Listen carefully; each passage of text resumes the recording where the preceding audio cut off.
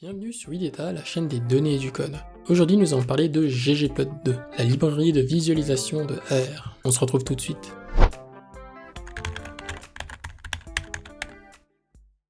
Et avant de commencer la vidéo, si c'est la première fois que vous venez sur cette chaîne, sachez qu'on fait des tutoriels en statistique et en programmation.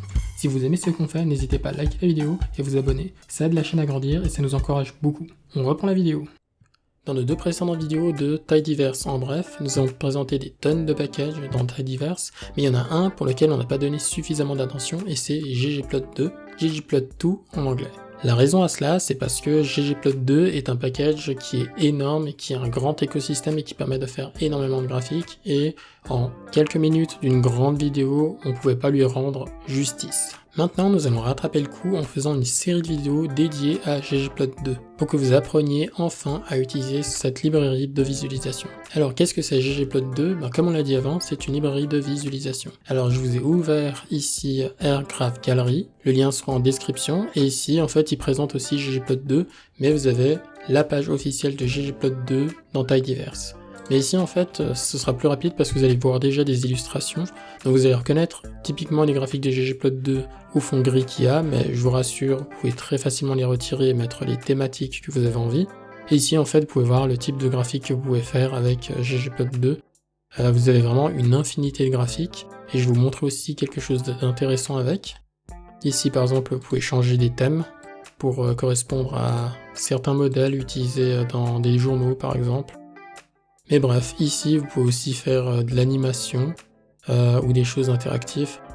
Avec ggplot2, vous pouvez faire énormément de graphiques et tout ce que vous pouvez imaginer. Et si le type de graphique que vous cherchez n'existe pas, vous pouvez toujours essayer de le créer avec les fonctions de base. ggplot2 est vraiment très flexible. Maintenant, retournons sur le site officiel. Ici, en fait, ggplot2 est basé sur la grammaire des graphiques. On en parlera bientôt, mais c'est une grammaire qui permet de pouvoir faire des graphiques d'une manière flexible et logique. Vous allez voir qu'au début, ça va paraître être pas mal de fonctions et de choses à faire, mais vous allez voir que ça va nous permettre de pouvoir avoir plus de liberté lorsqu'on va créer des graphiques.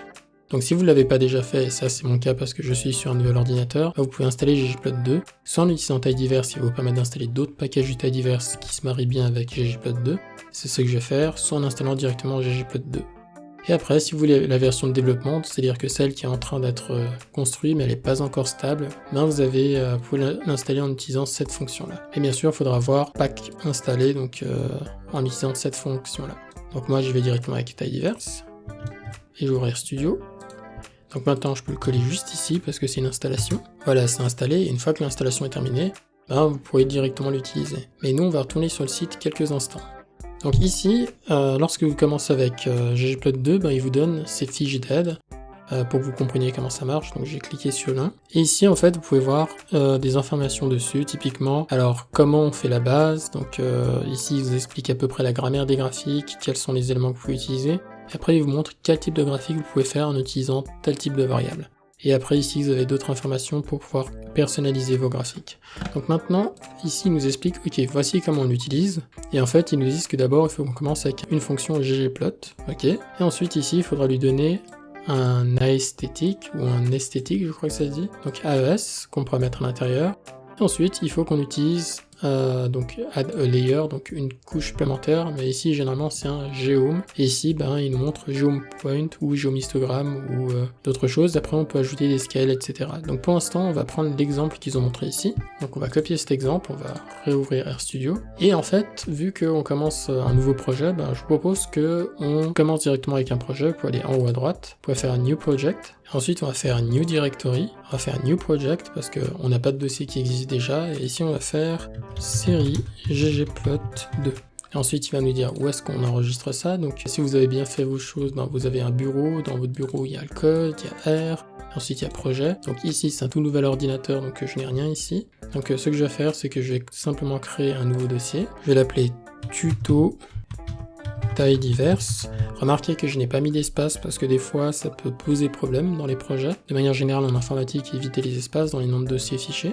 Et ensuite ici, on va créer un dossier pour série ggplot2, donc série ggplot2. Et remarquez qu'ici je n'ai pas utilisé de caractère spécial, donc d'accent, etc. Et je crois que on peut travailler là-dedans. Donc vu qu'on est en train de créer quelque chose de nouveau, je propose que on travaille à l'intérieur de série 2, on va ouvrir Open, et ici il a choisi comme directory name série ggplot2. Plutôt on va faire introduction. Parfait, et on va pas utiliser renv, on va pas ouvrir dans une nouvelle session parce que cette session pour l'instant on n'en a pas besoin, et on va créer le projet. Maintenant que ça c'est ouvert, on peut ouvrir un nouveau script, donc nous y voici, et ensuite on peut coller ce que on venait de copier depuis ggplot2, le site. Donc on va pouvoir lancer ça, donc premièrement on va sauvegarder, on va dire que ce script va s'appeler test.r. Parfait, on le voit ici. Donc pour l'instant, on va pas faire toutes les manipulations de clean code parce que ce sera pas un projet de travail complet, mais ici, on va simplement lancer ce qu'on voit. Donc déjà, on peut lancer la librairie. Donc je fais CTRL Enter pour lancer ggplot2. La librairie est chargée. Et maintenant, si je lance ceux qui viennent de me montrer, bah, vous voyez qu'il me crée le même graphique que sur le site. Pratique. Donc, si on reprend la logique, on doit commencer avec des données. Donc ici, on a le ggplot qui commence, puis on est obligé de dire les données.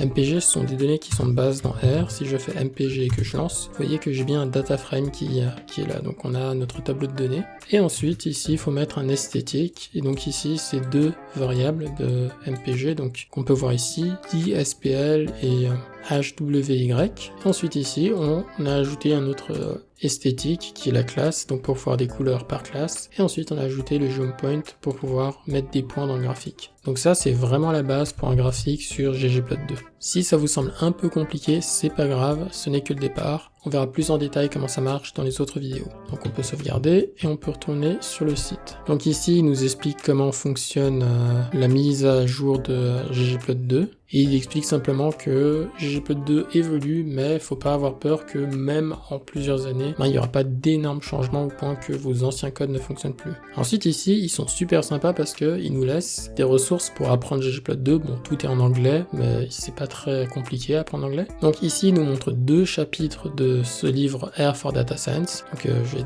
d'abord fermer ça et je vais ouvrir R for Data Science. Donc si vous débutez dans R et que vous voulez faire de la data science, il y a aussi des bases en statistiques, mais surtout ici c'est vraiment de la manipulation de données.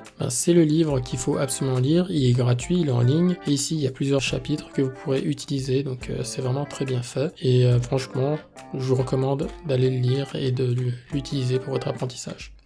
Et ici, vous avez ce chapitre Data Visualization et Graphic Communication. Et ici, en fait, vous pouvez voir que nous avons un chapitre qui est dédié à ggplot2 et à l'explication de comment on fait les éléments. Donc ça, on verra en détail dans d'autres vidéos.